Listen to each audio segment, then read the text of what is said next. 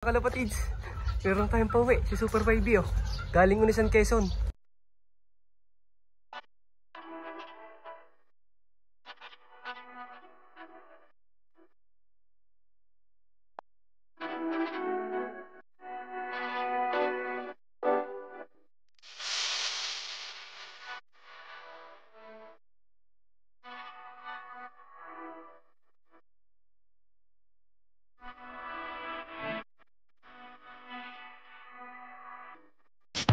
Ang isa sa pinakamatindi kapag ang kalapati mapapabili. Mga nagtatangawak nga hindi napapabili. Sinabay niya pa ng sipag at pagpupursige. Abangan na ulit mga kalapatids para sa aming training ng South. Bali binitawan nga ang ibon sa sa Unisan, Quezon, si Super YB, yung kapares nito. Yan mga kalapatids. Bali, si Super Waving ipinuling natin. Yun nga yung ating kinarga nung last na likdang na 5 training. Tapos umuwi siya is 6:25 PM na mga kalapatids. Kaya sana ngayon maaga na umuwi si Super Waving kasi pinuling natin siya. Bali, yan may iba nating ibon Yung iba nating ibon kaya dito medyo maunti is dito natin nalagay nga muna para mapagpukusan natin yung nakalagay dito na nilalaro natin ngayon para hindi ganong crowded mga kalapatids. Tapos ito yung iba nating ibon dito. Yan. Yung iba dyan is ginagamot pa natin pero mga halos pagaling na sila lahat. Kasi ginagamot natin yan ng Phoenix ng kampiyon. So, yan. Hoy. Kasi buldagit mga kalapatids. May kalapati ka baga? Meron pa. Tapos ito yung breeder natin dito. Jensen BDB. Medyo against the light lang mga kalapatids. So, napakaganda talaga ng breeder natin to. Tapos ito nga si Mokang mga kalapatids. Nakasalang na din. Medyo nag-ano lang siya. Nag-molt ng kaunti mga kalapatids. Pero sisiguraduhin kong healthy magiging anak niyan. Let's go. Nakalimutan ko ang i-update sa inyo mga kalapatids. Bali ni-release nga sila ng 6:30. Tapos ang 1-3 speed is 7:43. Bali anong oras na ba? Time check tayo. 7:29 kaya sobrang lapit na ng pauwian mga kalapatids. Kaya abang-abang lang tayo. Yun lang, mamaya na lang ulit. Bye! Wag nang umasa, ubus na. At syempre mga kalapatids, yan ang ating ginagamit sa ating mga kalapate. Ang Nutrigano, Eurolibo, Respower, Nutriwin, Turboflox, Phoenix ng kampiyon mga kalapatids. Bali kampiyon user tayo, matagal na mga kalapatids. At maganda naman nagiging epekto niyan sa ating mga kalapate. At syempre ito yung ating nag-iisang ginagamit na probiotics, ang pinaka-quality, ang El Granada Probiotics mga kalapatids. Napakaganda nito sa ating mga warriors, lalo sa mga breeders mga kalapatids. At syempre mga kalapatids, yan ang ating ginagamit na patoka sa ating mga kalapate. Ang Kalapatids Breeder Mix si Sir Ronald Gonzales na sobrang quality mga kalapatids. Tingnan nyo. Walang kagabok-gabok mga kalapatids, napaka-kintaw. Kaya healthy ang ating mga warriors dahil sa ating patoka. Kaya yun lang mga kalapatids, mamaya na lang ulit, magabang naman tayo. Bye! Wag nang umasa, ubus na. Mga kalapatids, sobrang kulimlim na nga. Wala pa rin nagkaklak, bali oras na ng pauwian. Sobrang kulimlim, sana makauwi pa si Super YB mga kalapatids. Ang hirap talaga ng panahon ngayon, tag-ulan na. Sana sa dinadala nila, istila mga kalapatids. Sobrang kulimlim. Pero tiwala lang tayo, abang-abang lang tayo mga kalapatids. Yun lang. Bye! A few moments later. Mga kalapatids, meron tayong pauwi si Super Baby galing Unisan, Quezon.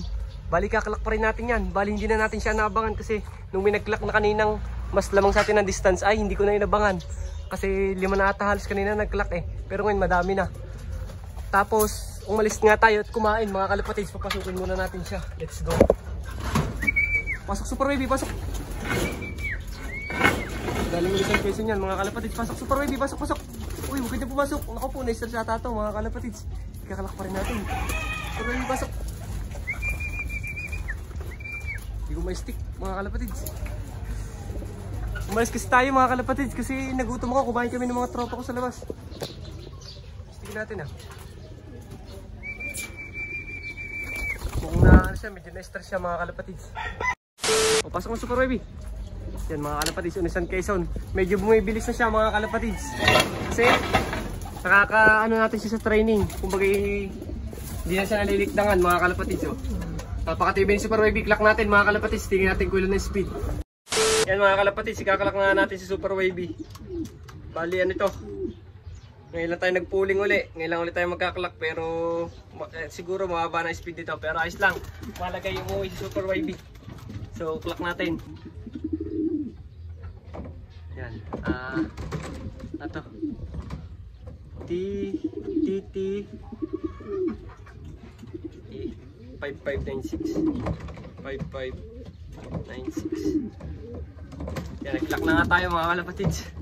Sigurado akong baba na speed nito.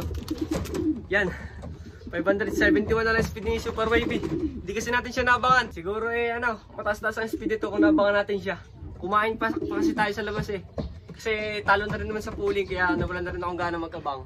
Pero okay lang yan. Sa derby naman tayo, sana maka-derby tayo. At doon tayo natin pagpapukusan nating ibon si Super Wavy. So, yun lang. Bye!